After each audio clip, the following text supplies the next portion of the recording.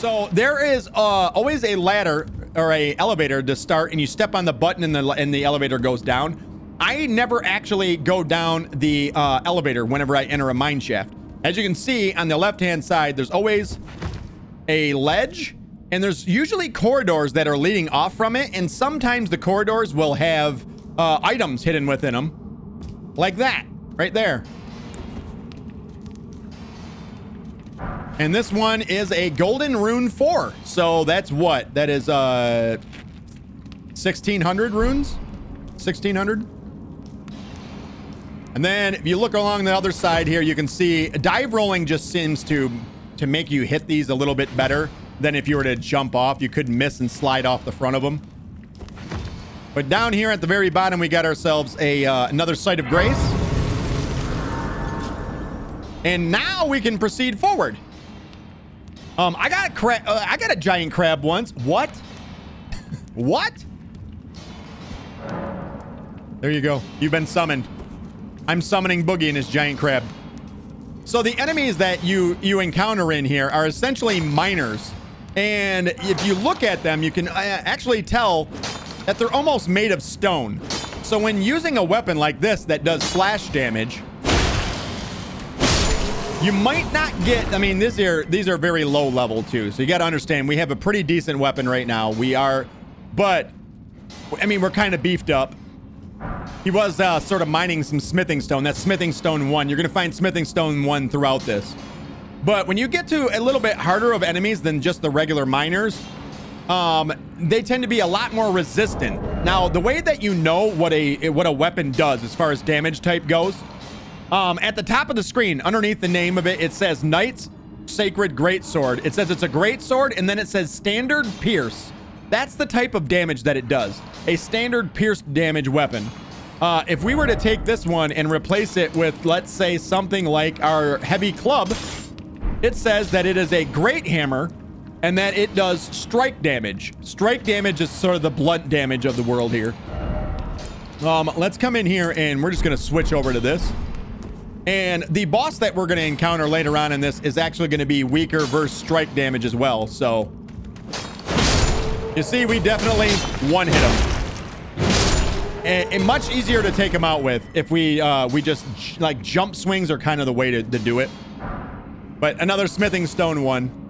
Just figured I would explain that to you guys so you guys sort of knew there are, what the hell, different damage types in the game.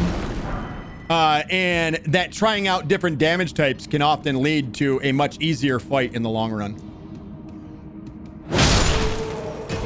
And once we kill this guy, it'll sort of, it should have already done it, but you can see there's a bunch of rats down here. It should have sort of set off these rats and set them up to sort of attack us, but they didn't. What the hell? That was weird. Get out of here, rat! Golden rune. Item, another smithing stone 1. So we're going to get enough smithing stone 1s to, I believe, take 2 weapons or 3 weapons all the way up to +3, which is the ones that you can do on your own at any smithing table. But there are a lot of secret areas within this dungeon above a lot of the other ones.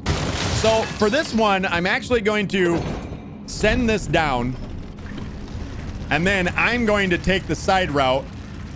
Maybe I'm not. That looks like a long fall. YOLO. I did it. First try.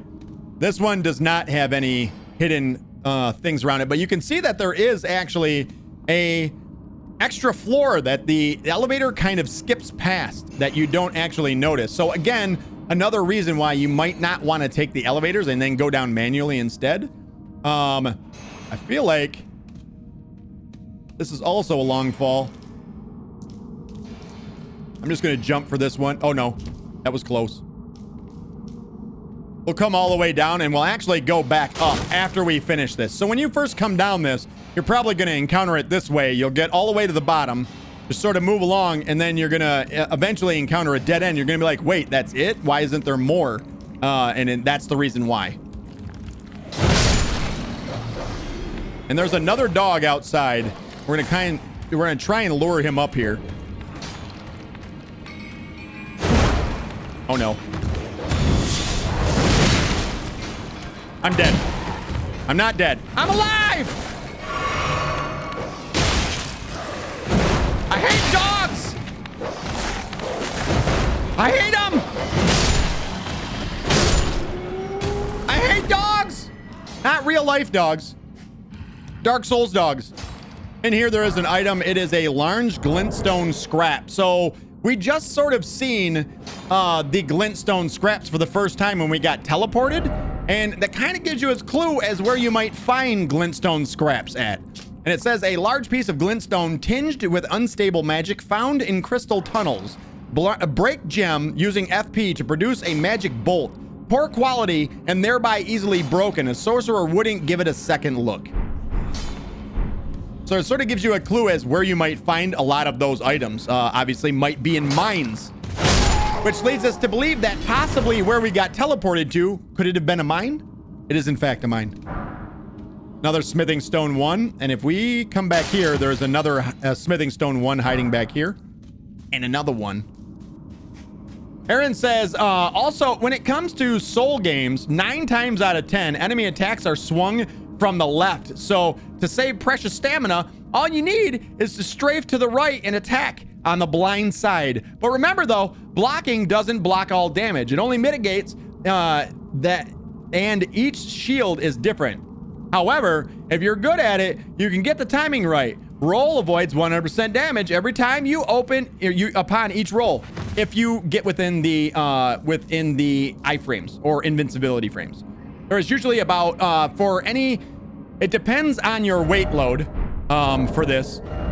So of course, right here to my right, you can see our equipment load. We are a light load right now. We have more iframes now than we would if we had medium equip load or heavy equip load. I believe at light equip load, I want to say it's 20 frames. It's 16 frames at medium, or it might be 16 at light and 12 at medium. And then I think it's a 2 drop off for heavy or something like that. So I believe heavy is like 8. Yeah. And roll into attacks, not away. It does not matter which way you roll, but rolling towards puts you in a position to attack after. And also, some shields have 100% damage negation. So if we look at, this doesn't have to be a great shield, by the way, but if you look at the top underneath the guard damage negation, the physical is the damage that it will negate. So if it's a physical attack that you're taking, 100% of it can be blocked by that shield. This one only blocks 70%. Now, if it's a magic attack, I only block 60% of that damage with this as well. But for the most, yeah, you're pretty much right. So obviously we've come in here and you sort of reach that end of this tunnel and you're like, what the hell? Why is there's no boss fight or nothing? Okay, that's weird. But if you're actually facing this direction as you start to head back up, you'll actually pass by this and it sort of gives you a clue like, oh, wait a minute. There's more to this. And then you can dive roll off of it and make your way up.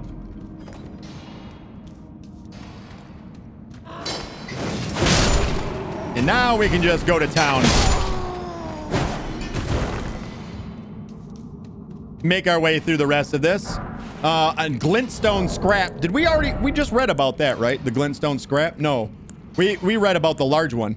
This is just a glintstone scrap. Piece of glintstone tinged with unstable magic found in a crystal tunnel. Break gem, use FP to produce a magic bolt. Poor quality, thereby easily broken. The sorcerer wouldn't give it a second look. Maybe we did read that one. Either that or it has the same description. Another smithing stone 1. You see, we easily, with strike damage, can pretty much one-shot any of these enemies, even with just a regular heavy attack. A light attack, I believe it will take 2 hits. There is another smithing stone there as well. And like I always do, we'll send this one down. Jump off the side here. And as you can see on the way down, this side actually does have a item.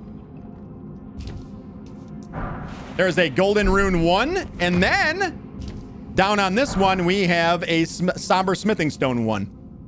So that is used to upgrade a special weapon to a +1. And then we finally will come upon our door, our boss door. So now we have a boss door. Before we go in it, I believe there is, yeah, there's another smithing stone 1 over here. And I believe that's it. I believe that's everything. Aaron says, yeah, and stamina regeneration is slowed when you guard up with the shield. It is. So whenever you guard with a shield, it's always best to put it down when you want to get your stamina back. Each attack can block lower stamina, and if your stamina depletes with blocking, you become staggered and is open for a riposte attack.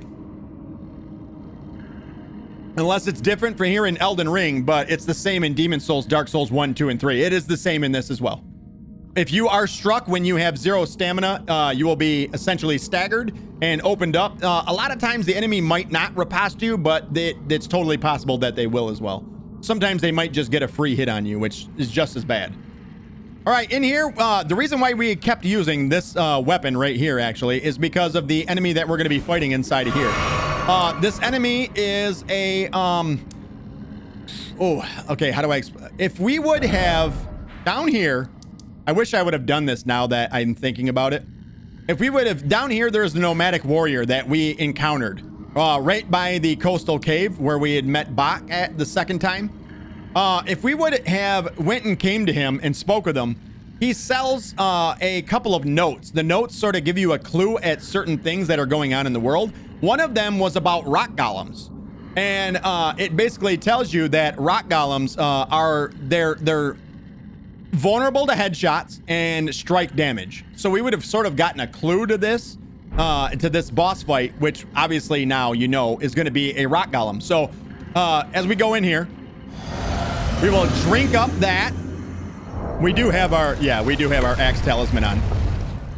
And it's sort of like the trolls that we have already been fighting, except for he is made out of rock. Therefore, strike damage is the best way to go about fighting him. 2 big hits can put him down. And rather than just doing the riposte right away, we're going to do a charged attack. And then we're going to... Oh, we missed it, actually. Another charge. Ow. I'm dead.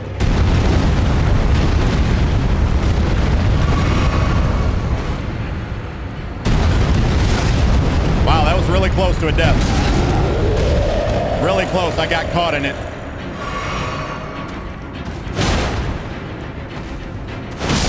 And he's dead. So it's a stone digger troll is what they're called.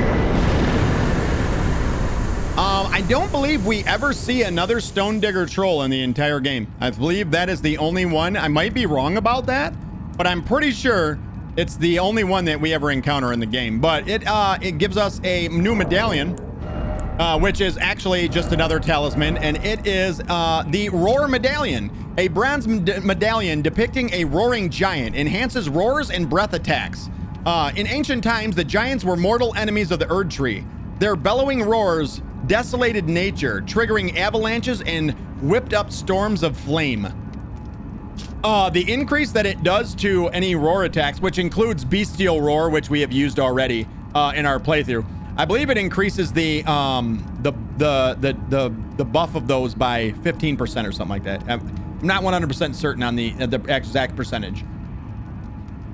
Now his bloodline is extinct. Midnight Kev gets me. We are the slayer of stone digger trolls here. Congratulations, guys. You helped me extinguish the life of an entire race of beings. Good job, everybody. Return to entrance.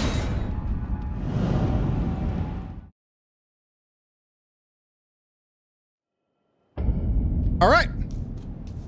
So now that we're actually outside, that is 100% of everything in that cave too. There's no other secrets in there. Now that we've done that, we've essentially done everything that there is to do here, with the exception of one more thing to do. We have one more dungeon that we need to do, and we also have another sort of secret that we have to go and do as well. So we're about to encounter our first ever painting. And the way that paintings work is somewhere in the world you're going to find a painting. It might be in an empty shack. It might be in a dungeon somewhere or something. But you're going to encounter a painting. And once you've observed the painting, if you go to where the painting was painted from, you get rewarded, essentially, is what it is. So it's kind of like a scavenger hunt in a lot of ways. And the first one that you can encounter is here in Limgrave. And if we move down, this is sort of where we got invaded before, and we fought alongside of Yura. At the very back of this, we're going to have a, there'll be a spirit spring up here. Oh, you know what? We should go talk to Patches again as well. Okay, wait. Let's go stop in and talk to Patches.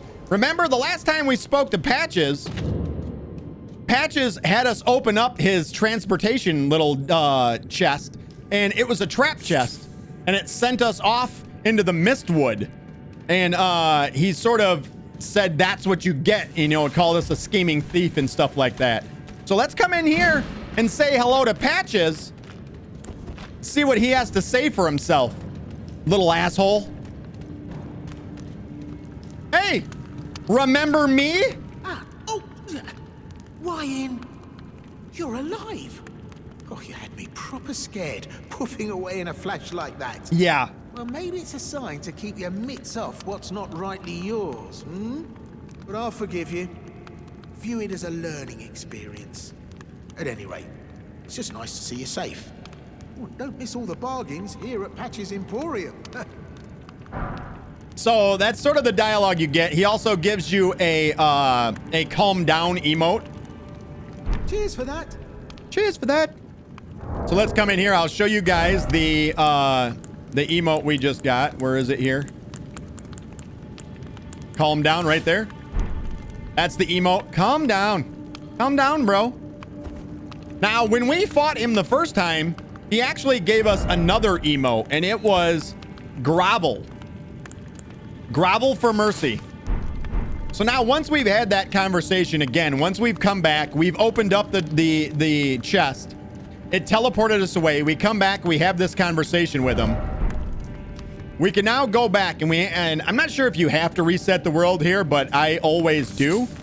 But essentially you have to reset the world. How do you reset the world? You can either quit out of the game or you can go sit down at a bonfire and it will essentially reset the world. It puts it back into, it essentially resets all the enemies and puts it into the world into a neutral state. You jump back out. We're going to go back down and we're going to go pick a fight with Patches right now. So in order to get the next part of his quest line here,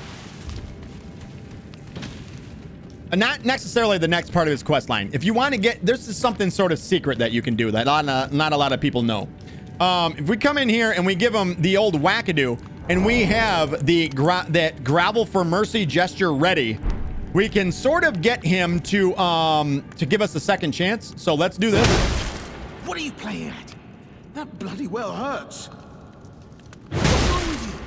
It's me. Out of hearing. All right, so now Fine. We're gonna try and bait him into one of his breathing attacks. Don't go thinking I'm a soft touch. We want to bait him into one of his breathing attacks, and that gives us enough time. Grovel for mercy.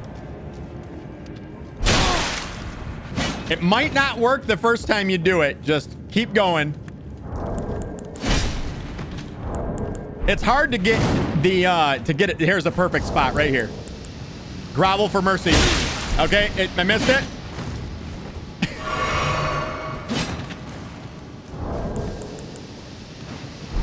Wait, don't hurt me. Didn't work. Patches, you're making me look like an asshole here.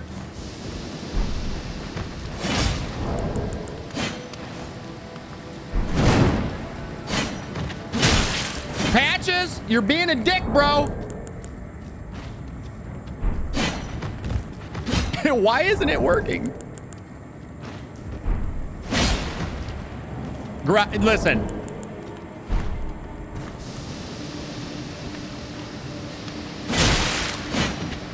I don't know why it's not working.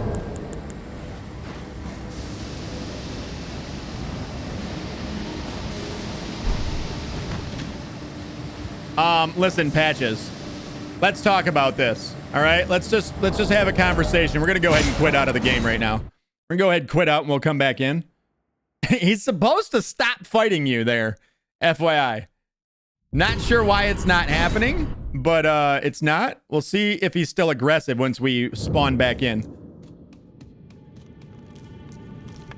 Well, Looks like you've seen the error of your ways. Water under the bridge. Am I wrong? We'll call it a momentary lapse of judgment. All's well, as you know. So, what can I do you for today? Okay. Stingy little beggar. Stingy Try little to beggar. find it in your heart next time, eh? I wonder if I did too much damage to him. I wonder if I hit him too hard. Maybe I took him past the damage threshold. Let's do this.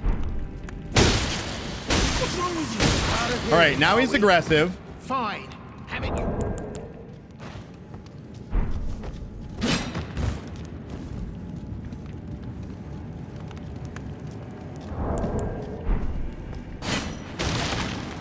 Go ahead, do your breath attack.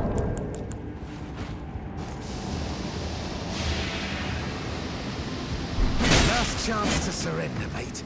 Grovel? And off There you it is. So he probably has to, there it is. Extreme repentance. So that's the only way to get this emote that he got. It's very buggy right now. I don't know why. But essentially, he should have stopped fighting us and then gave us that.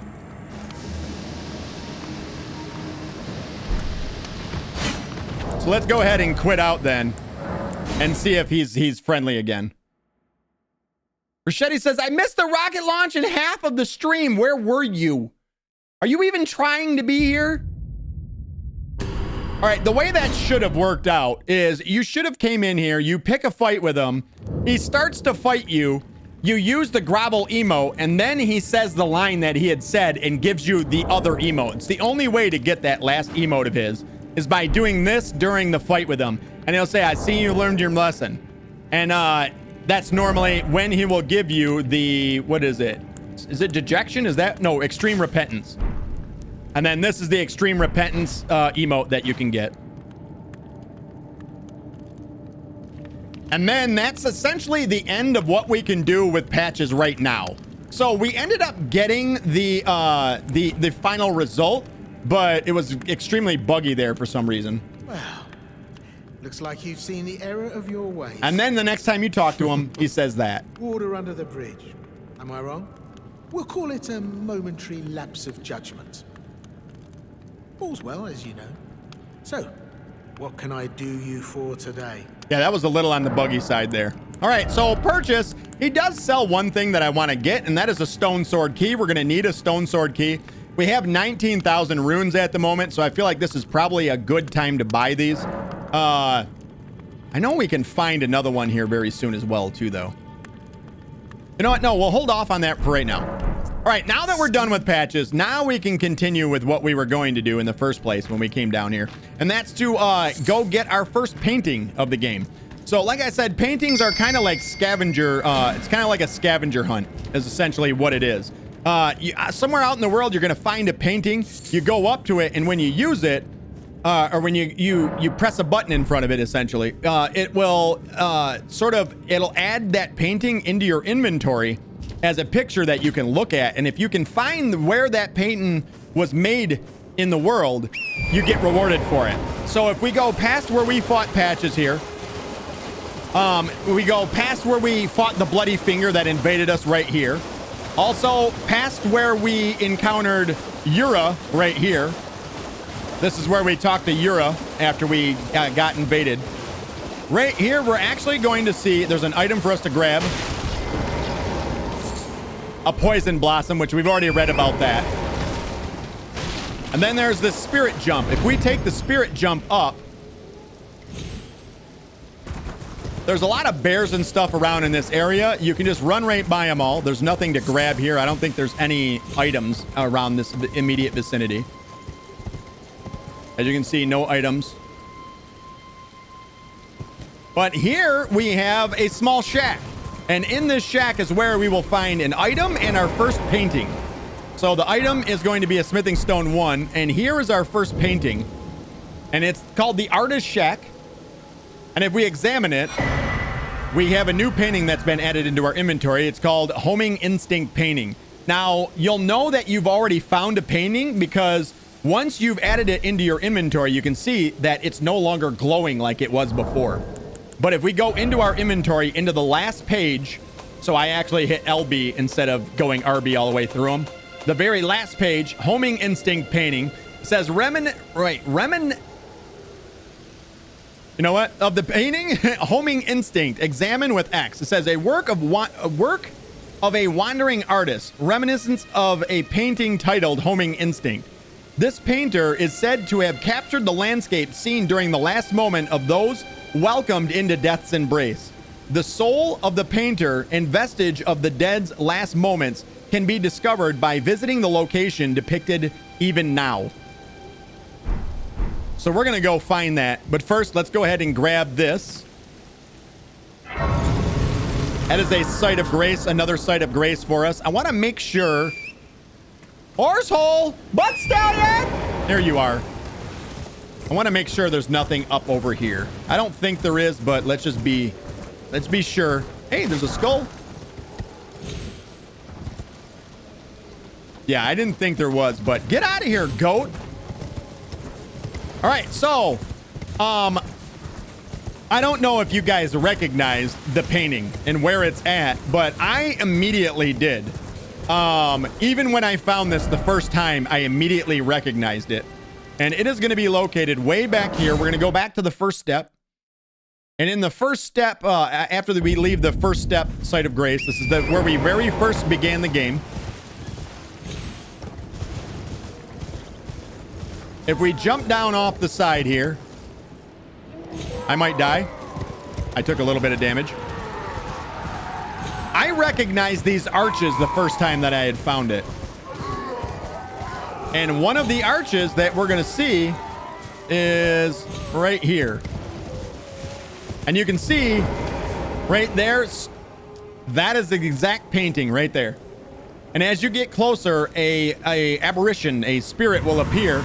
And as you approach that spirit, it will disappear and drop an item on the ground for you. And we got a new helmet. Yes. Is it a helmet? This might be. I think it's a helmet. Is it? No. Yeah, it's a helmet. It is called the Incantation Scarab. A golden scarab worn directly on the head. These scarabs roll clumps of incantations during their labors. Slightly reduces the FP cost of incantations, but increases damage taken. As the scarab approaches death, it abandons its rolled treasure and stretches its wings wide for a long journey to its home nest. Yep. That's a scarab.